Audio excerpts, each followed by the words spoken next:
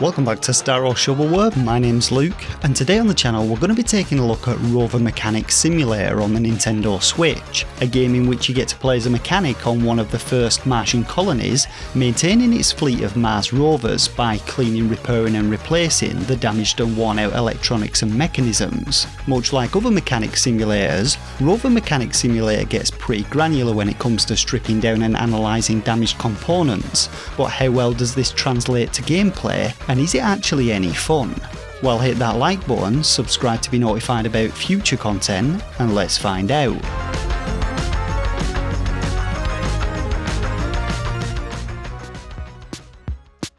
So the story in Rover Mechanic Simulator isn't really presented to you in any way within the actual game, but reading from the eShop's description, we play as a mechanic on Mars, and our main responsibilities involve taking care of the science team's fleet of Mars rovers so that they can continue to collect information about the structure of the planet. This as a basic premise for the game is completely fine, and the developer could have implemented some kind of ongoing story arc delivered through text or dialogue, which could have given you some insight into what the team was doing on the planet, which would have actually supported the storyline and could have actually been quite interesting.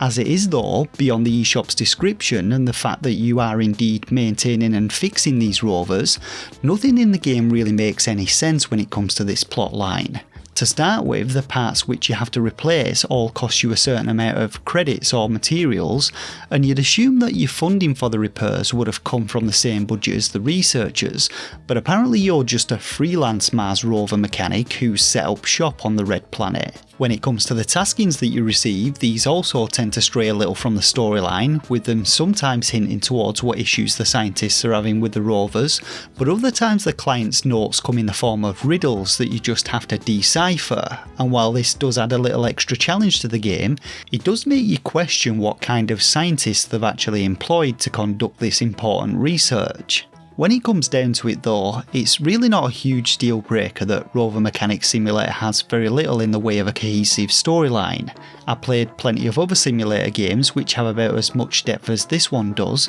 but it would have just been nice for a change to have seen a little more time and effort put into the game's narrative.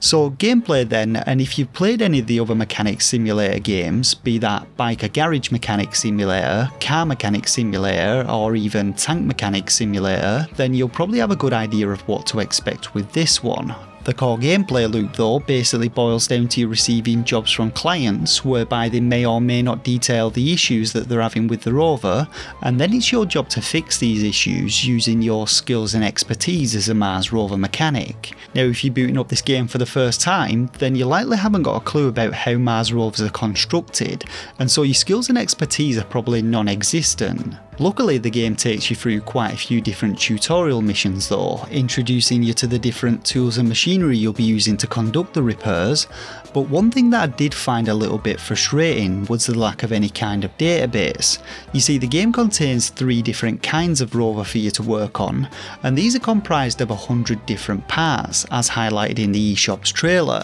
However, there is no in-game manual for you to look up where on the rovers you might find a particular part, and so whenever you encounter a new fault for the first time, you've basically just got to search all over the rover to find it, and this can be particularly frustrating if it's hidden beneath a panel or inside another part of the rover. Now after completing the game's tutorials, you then get access to a wide range of jobs covering different issues with any of the 3 rovers, and each of these tasks requires you to be a certain rank and rewards you with different amounts of credits and XP based on the difficulties. As I've said before, the clients often hint about what the issues may be, or sometimes they can be very obscure, leaving you to identify them for yourself, and after accepting a mission and transporting the rover to the workbench using this handy little crane, it's then time to get down to business, with your first objective being to actually locate the faulty part. Now the control scheme has you first selecting the part of the rover that you want to examine, and then you can switch between 3 different modes using the D-pad. The first of these is analysis mode, where everything turns white,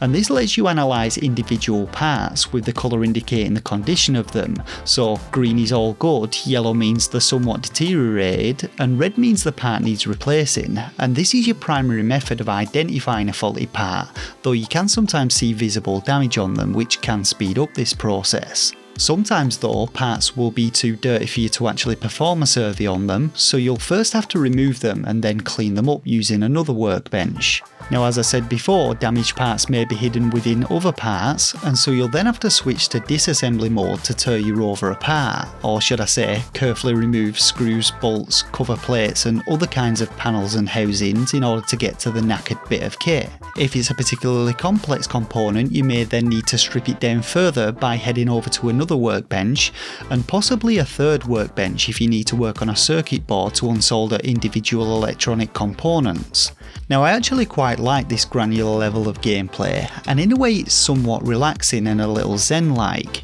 However, moving the on-screen cursor can be a little fiddly at times, and finding a particular faulty part, say a faulty wheel motor, may result in you having to strip down every single wheel, which can be a little tedious. Once you've isolated the faulty part though, it's then time to replace it, and this is a simple process of heading over to your 3D printer and paying a certain amount of resources to print a new one. If you're feeling particularly lazy, you can of course print a completely new part instead of stripping it down to print the individual faulty component. However, this is much more expensive, and each component takes a specific amount of time to print, which, while adding an element of realism to the game, can leave you standing around twiddling your thumbs for a few minutes. Now, once you've got your shiny new component in hand, it's then time to switch to assembly mode and put everything back together, which is essentially just disassembly in reverse. And once everything's back in place, the last part of the puzzle involves rebooting the rover via a somewhat tedious minigame. Now, this minigame operates kind of like those old pipe dream games, but instead of water, you're directing power from a power source to the processor, and you also have to balance the voltage by adding and subtracting from it using the red and green lights. This was not a particularly fun gameplay element in my opinion, and you'll quickly encounter the same puzzle layouts over and over again. Now, in a nutshell, that's the entire gameplay loop of Rover Mechanic Simulator. You accept jobs, identify faults, strip down and repair the rover, and then put it back together and complete the order to acquire the reward. This reward, however, is only awarded to you if you successfully repair all of the faults, which can be quite tough if you're given no idea of what the fault is. But in addition to the cash that you receive, you'll also receive XP, which will eventually increase your rank, giving you skill points to spend. These skill points can speed up the process of stripping down and cleaning components, reduce the cost of printing replacement parts, and even highlight damaged parts for you automatically, and there is a reasonable amount of bonuses for you to work towards. However, I do think that the automatic ECU calibration skill should have been closer to the top, as it lets you skip that boring minigame altogether. Now, I played Rover Mechanic Simulator for around 3 or so hours, and I actually quite enjoyed the game. As I said before, it's quite a relaxing game, so it's a good one to just sit down and unwind to, and it's actually also quite educational thanks to its detailed breakdowns of the rovers and the parts. Understandably though, the game's not going to be for everyone. You're going to be frequently pulling apart the same components, which could no doubt get a little boring after a while, but if you've enjoyed these kinds of games in the past or are looking for something new to try out, then I think the game has a reasonable price point for the content and gameplay. So visually, Rover Mechanic Simulator has gone for realism right down to the smallest detail with its capacitors and batteries on circuit boards, and I do appreciate the amount of effort they've made with this one. Each of the rovers looks great, the textures and detailing on them all look pretty sharp and accurately represent the real world counterparts, and the workshop environment also looks pretty decent, though it could have done with a little more colour in my opinion. Audio-wise, there's not an awful lot in terms of sound effects. We get some standard drill sounds when removing screws and other sound effects when operating various machinery, which is all good, and when it comes to music, the workshop radio gives us a selection of genres, from rock and classical to hip-hop and synthwave, and all of these are equally as good to listen to depending on your preference. All in all though, not a bad job with the audio and visuals on this one. So performance wise, the game holds up well on the Switch, and while there were the odd frame rate drops here and there, the game is pretty well optimised and there's no real impact on gameplay. Issues wise, not a whole lot to report either.